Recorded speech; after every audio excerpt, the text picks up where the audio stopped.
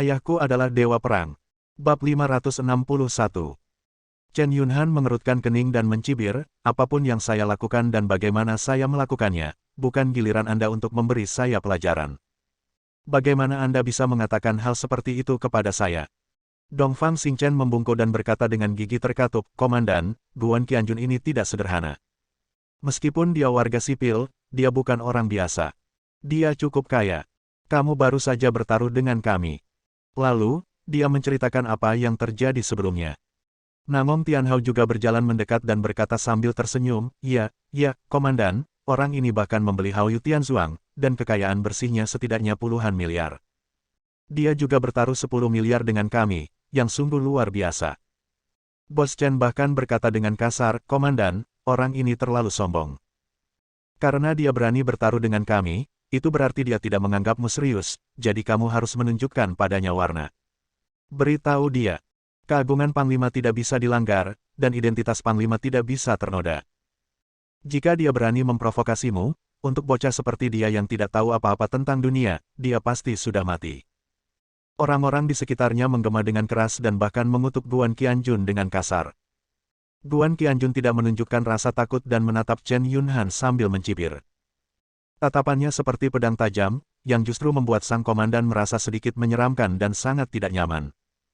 Perasaan tidak nyaman ini membuatnya marah, dan dia mengucapkan setiap kata. Guan Qianjun, apakah kamu tidak benar-benar mengetahui keagungan Panglima tertinggiku? Melihat seluruh kerajaan naga, tidak akan ada lebih dari 20 orang dengan statusku, dan... Tahukah kamu? Aku adalah Dewa Perang. Di akhir kalimat, kata-katanya dipenuhi dengan keagungan yang luar biasa. Guan Qianjun tertawa terbahak-bahak dan mengangguk, memang, tidak akan ada lebih dari 20 jenderal di negara ini. Siapapun yang bisa menjadi jenderal setidaknya adalah Dewa Perang Perantara.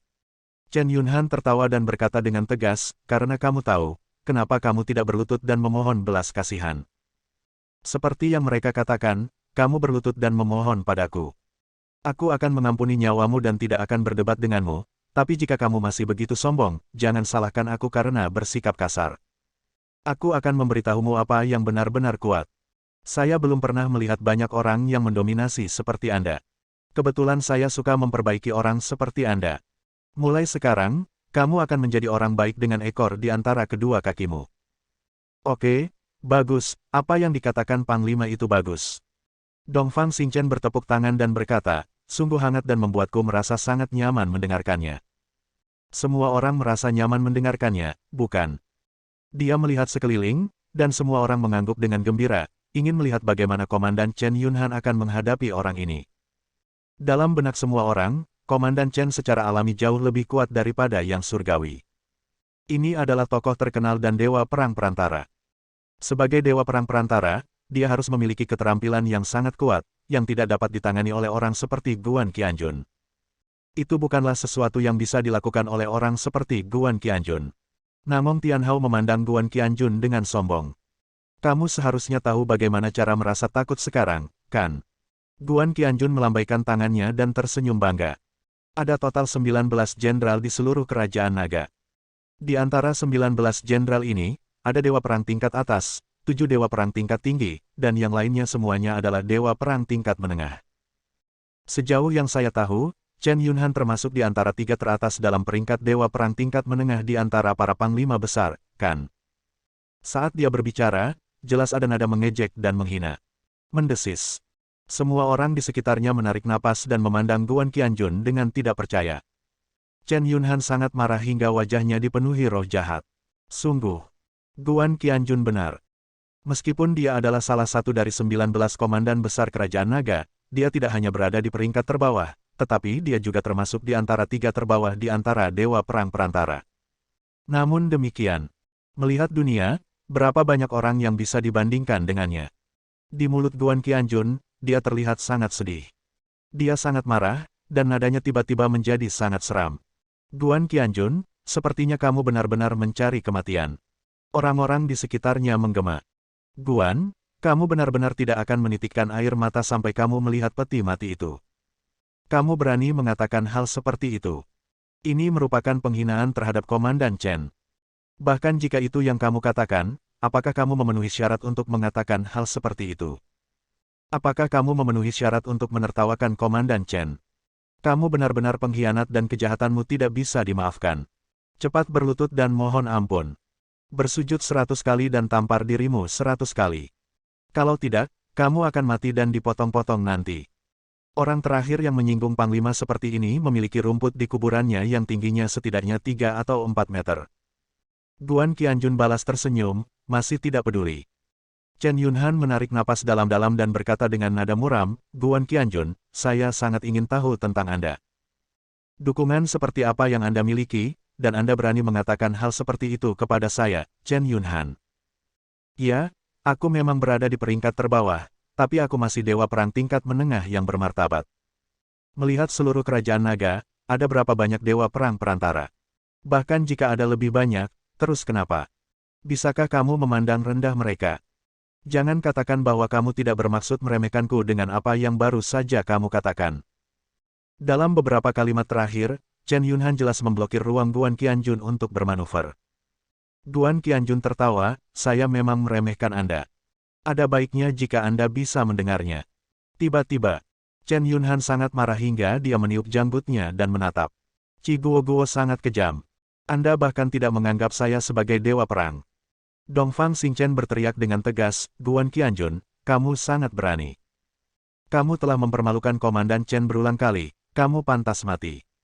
Setelah jeda, dia berkata kepada Chen Yunhan, Komandan, tidak perlu membuang-buang kata-kata dengan orang yang tidak mengetahui ketinggian dunia ini. Kebaikan dan toleransi Anda tidak cocok untuk katak sombong di dalam sumur. Segera turunkan dia, beri dia makanan enak, dan beritahu dia bahwa Tuan Ma memiliki 3 mata. Jangan main-main dengan Tai Sui. Chen Yunhan mengangguk sedikit dan menatap Guan Qianjun dengan dingin. Orang sombong sepertimu harusnya diberi pelajaran. Ayolah, karena dia tidak mau turun dari kursi, seret dia keluar, pegang bahunya, dan suruh dia berlutut. Jika dia tidak berlutut, kakinya akan patah. Mari kita lihat apakah dia memilih patah kakinya atau dia memilih berlutut. Setelah jeda, dia berkata dengan lebih sinis, meskipun laki-laki memiliki emas di lututnya, orang sepertimu hanyalah bajingan, bukan laki-laki, hahaha. Ketika dia tersenyum, semua orang di sekitarnya juga tertawa, memuji Komandan Chen karena kebenarannya. Guan Qianjun menyeringai agak sinis. Cara dia memandang Chen Yunhan hampir seperti melihat orang mati. Penampilan ini membuat Chen Yunhan merasa tidak nyaman. Tiba-tiba dia melambaikan tangannya, dan para penjaga segera bergegas mendekat. Pada saat ini, suara yang mendominasi tiba-tiba datang dari pintu. Siapa yang berani menyentuh Tuan Guan? Bab 562. Kemudian, sekelompok besar orang masuk, dipimpin oleh Qi Kunlun. Melihat ini, bahkan Guan Qianjun pun sedikit terkejut. Mengapa Laoki ada di sini? Namun hal itu segera terlintas dalam pikiran. Makhluk tingkat tinggi seperti Chen Yunhan, yang tiba dengan helikopter di medan perang dengan cara yang agak mencolok, tentu saja akan menarik perhatian Qi Kunlun.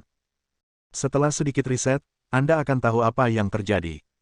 Ketika Chen Yunhan melihat Qi Kunlun, dia mengerutkan kening dan berkata dengan dingin, Dewa Perang Qi, mengapa kamu ada di sini? Apa maksudnya ini? Qi Kunlun membawa lebih banyak orang, totalnya 40 atau 50. Semuanya adalah pria yang agung dan bersemangat tinggi dengan wajah yang agung. Ketika mereka melihat Chen Yunhan dan anak buahnya, mata mereka penuh amarah. Pasukan Qi Kunlun semuanya adalah tentara elit dan jenderal yang kuat, jadi mereka secara alami mengetahui identitas Guan Qianjun. Saya juga tahu bahwa Chen Yunhan adalah pengkhianat. Qi Kunlun melangkah mendekat, menangkupkan tangannya ke arah Chen Yunhan, dan berkata dengan cara yang tidak rendah hati atau merendahkan, saya telah melihat Komandan Chen. Saya merasa Komandan Chen tidak boleh terlibat dalam masalah ini, dan silakan pergi bersama bawahan Anda. Jangan merepotkan. Mata Chen Yunhan menjadi dingin dan dia berkata, Dewa Perang Qi, apa maksudmu dengan ini? Apakah kamu mengancamku? Karena kamu menyebut dirimu bawahan, kamu harus memperlakukanku dengan hormat dan tidak berbicara kepadaku dengan nada seperti ini. Apa yang kamu inginkan? Qi Kunlun masih tidak rendah hati atau sombong, saya tidak ingin melakukan apapun. Saya hanya ingin mengingatkan Komandan Chen untuk membiarkan masalah ini. Dia akan mendapat masalah, jadi dia harus segera pergi. Dia memutar sedikit dan tiba-tiba merentangkan tangannya keluar. Lengan kuat itu bergerak menembus kehampaan, mengeluarkan suara angin dan guntur. Komandan tingkat ketiga di bawah Chen Yunhan berteriak keras. Qi Kunlun yang berani. Jangan lupa, kamu hanyalah Dewa Perang Junior, dan kamu baru saja dipromosikan. Komandan kami, Chen, adalah Dewa Perang tingkat menengah senior. Belum lagi kamu bahkan bukan komandan paling junior, dan kamu tidak layak menyandang status Dewa Perang. Kamu tidak memenuhi syarat untuk membiarkan Panglima kami pergi. Apa hak Dewa Perang Junior untuk membiarkan Dewa Perang Perantara pergi? Pada saat ini, 20 atau 30 penjaga kekar dan kuat yang dibawa oleh Chen Yunhan untuk sementara melepaskan Guan Qianjun, dan segera bergegas, mengepung Chen Yunhan, dan menatap Qi Kunlun dan anak buahnya. Di mata mereka, Qi Kunlun ini jauh lebih sulit dihadapi daripada Guan Qianjun. Seluruh lobi dipenuhi dengan bau mesiu yang menyengat. Para bos di sekitar melihat apa yang terjadi di depan mereka dengan tidak percaya. Ini adalah pemandangan langka di seluruh kerajaan naga. Apa yang akan terungkap di depan mata mereka? Oh, kontes antara Dewa Perang tingkat menengah dari Kerajaan Naga dan Dewa Perang Junior. Namong Tianhao datang ke sisi Chen Yunhan dan bergumam, Komandan Jenderal, Qi Kunlun ini, menurut saya adalah pendukung Guan Qianjun. Keduanya sangat dekat. Sejauh yang saya tahu, Qi Kunlun mengelola grup besar untuk Guan Qianjun, yaitu Tianzuan. Itu adalah grup super dengan nilai pasar hampir 200 miliar. Saya curiga ada kolusi dan intrik yang mendalam di sini. Airnya sangat dalam. Sebagai putra tertua keluarga Namong, salah satu dari 3 keluarga kaya di kota Yunhai, tidak sulit untuk mengetahui hal-hal tersebut. Kata-katanya bisa dikatakan mengandung niat jahat. Benar saja, ketika Chen Yunhan mendengar ini, ekspresi mematikan muncul di wajahnya. Dia menatap Qi Kunlun dengan tajam dan berkata-kata demi kata, sungguh Qi Kunlun. Sebagai Dewa Perang Junior, kamu benar-benar berkolusi dengan rakyat jelata. Apakah kamu akan menggunakan kekuatan di tanganmu untuk membuka jalan bagi Guan Qianjun dan membantunya mendapatkan lebih banyak keuntungan tidak sah? Tahukah kamu bahwa melakukan ini adalah pelanggaran disiplin yang serius?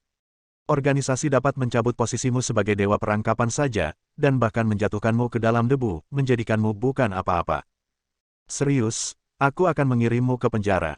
Sebaiknya kau jelaskan padaku secepatnya.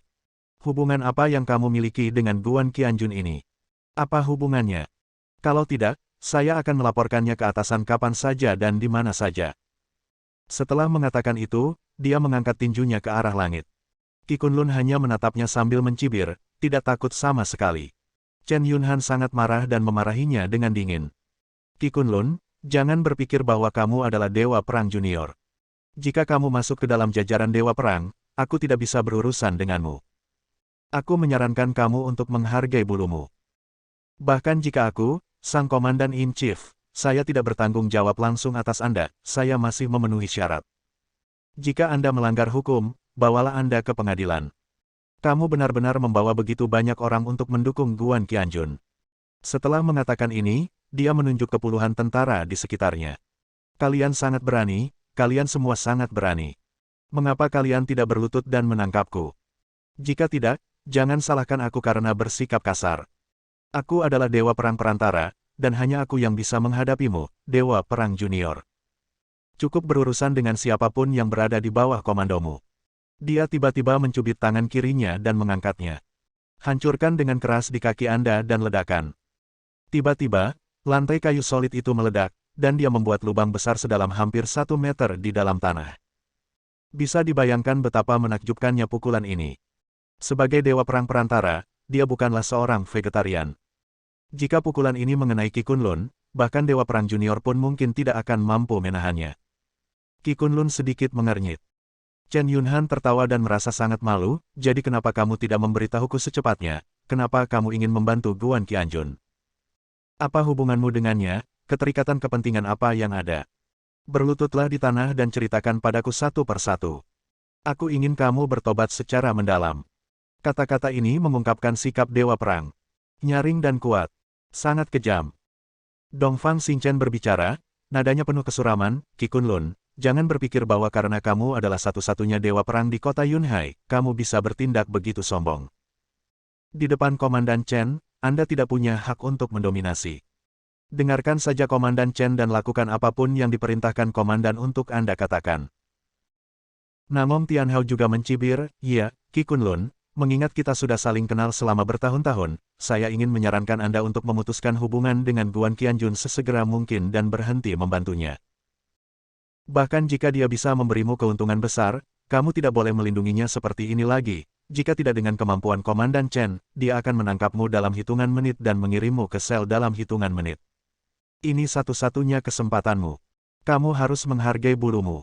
Jangan menjadi Dewa Perang Junior dan menjadi tahanan dalam beberapa hari. Saat dia mengatakan ini, dia tertawa gembira. Para bos di sekitarnya menghormati Dewa Perang Junior ini dan tidak berani menyinggung perasaannya sama sekali. Tapi sekarang mereka melihat bahwa dia berani menyinggung Dewa Perang Perantara. Komandan Chen datang, mereka semua menuduhnya bodoh dan ingin mati bersama Guan Qianjun.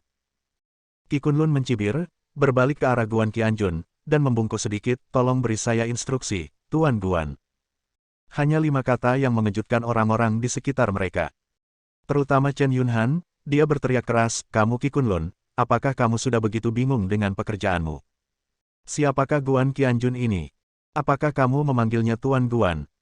Sepertinya dia sebenarnya bukan warga sipil biasa, tapi bos besar di dunia bawah tanah, kan?